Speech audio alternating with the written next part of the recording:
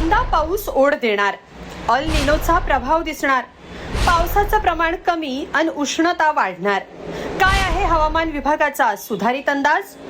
उष्णतेने लाही होणाऱ्या महाराष्ट्रात मान्सूनची आतुरतेने वाट पाहिली जाते, पण यंदा पाऊस सरासरीपेक्षा कमी बरसणार असल्याचा हवामान विभागाचा अंदाज आहे। यानुसार यंदा पावसाळ्यात पावसांच्या सरींमध्ये सरासरीपेक्षा 8% तूट दिसू शकते। परिणामी भारतीय अर्थव्यवस्थेवर आर्थिक दबाव येऊन महागाई आणखी वाढण्याची भीती व्यक्त होतीये। नेमका भारतीय हवामान विभागाचा अंदाज काय आहे? सरासरीपेक्षा किती पाऊस बरसणार? जून महिन्यात पावसाचं आगमन कधी होणार?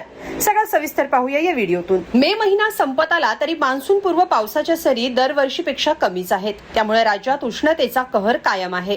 त्यातच शुक्रवार 29 मे 2026 रोजी हवामान विभागानं मान्सूनबाबत सुधारित अंदाज दिलाय, ज्यामुळे चिंतेत भर पडली आहे। हवामान विभागाच्या अंदाजानुसार जून मध्ये पाऊस 92% म्हणजेच 8% कमी असू शकतो। शेतीसाठी महत्त्वाच्या कोर झोन मध्ये म्हणजे जिथं शेती मोठ्या प्रमाणात केली जाते तिथं फक्त 92% पावसाचा अंदाज आहे। तसंच एल निनोच्या प्रभावामुळे हा बदल झाल्याची शक्यता वर्तवण्यात येते। जून मध्ये पाऊस ओढ देणार असल्याची शक्यता गेल्या महिन्यात हवामान खात्यानं वर्तवली होती। आता सुधारित अंदाजानुसारही जून मध्ये मान्सून कमकुवत राहणार आहे, तर जुलै ते ऑगस्ट मध्ये एल निनोची स्थिती कमकुवत ते मध्यम असू शकते असा अंदाज आहे। वायव्य भारतातील बहुतेक कृषी आधारित भागात सरासरीपेक्षा कमी पाऊस पडण्याची शक्यता हवामान विभागानं वर्तवली आहे। ईशान्य भारतात केरळमध्ये सामान्य पाऊस पडण्याची शक्यता आहे। एकीकडे मध्य पूर्वेत तणावाची स्थिती कायम आहे, त्यातच पावसाचं प्रमाण कमी होणार असल्यानं शेती उत्पादनावर त्याचा परिणाम होऊ शकतो। उत्पादन कमी झाल्यानंतर पिकांच्या किमती वाढू शकतात, ज्यामुळे महागाईच्या झळा बसू शकतात। या सगळ्याचा भारताच्या अर्थव्यवस्थेवर मोठा परिणाम दिसू शकतो असं बोललं जात आहे। दरम्यान जून मध्ये राज्यात पावसाची तूट वर्तवण्यात आली आहे, त्याचवेळी तापमान जास्त राहणार असल्याचा अंदाज आहे। यानुसार हवामान विभागानं जून महिन्यात विदर्भ, मराठवाडा आणि अंतर्गत महाराष्ट्रात कमाल तापमान सामान्यपेक्षा अधिक राहून उष्णतेच्या लाटा येण्याचा इशारा दिलाय।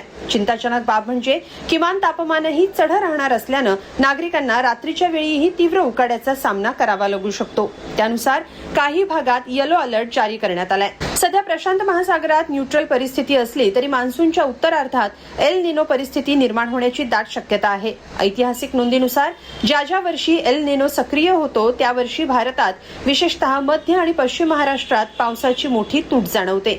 1971 ते 2020 दरम्यानची आकडेवारी पाहिली तर संपूर्ण देशाची मिळून मोसमी पावसाची दीर्घकालीन सरासरी 87% आहे। दीर्घकालीन सरासरी म्हणजे एखाद्या विशिष्ट प्रदेशात ठराविक कालावधीत नोंदवलेल्या पावसाची सरासरी असते, जी सहसा 30 ते 50 वर्षांच्या दीर्घ कालावधीची काढली जाते। हे सगळं पाहता यंदा देशातल्या बहुतांश कोरडवाहू शेती क्षेत्राचा समावेश असलेल्या मुख्य मान्सून पट्ट्यात नैऋत्य मोसमी पाऊस सामान्यपेक्षा कमी असण्याची दाट शक्यता आहे। त्यानुसार जून ते सप्टेंबर या कालावधीत होणारा नैऋत्य मोसमी पाऊस, ज्याला आपण मान्सून म्हणतो, तो दीर्घकालीन सरासरीच्या 90% राहण्याची शक्यता आहे। याचाच अर्थ यंदा कमी पावसाचं संकट राहणार आहे। एकंदरीत आंतरराष्ट्रीय स्तरावरची युद्ध परिस्थितीने झालेल्या महागाईत आता कमी पाऊस आणखी भर घालणार असं चित्र आहे। याचा भारतीय बाजारपेठेवर मोठा परिणाम होऊन त्याची झळ मात्र सामान्यांना सोसावी लागणार असं दिसतंय। या सगळ्याबद्दल तुम्हाला काय वाटतं? कमेंटमध्ये नक्की लिहा आणि lokmat.com ला सबस्क्राईब करा। धन्यवाद।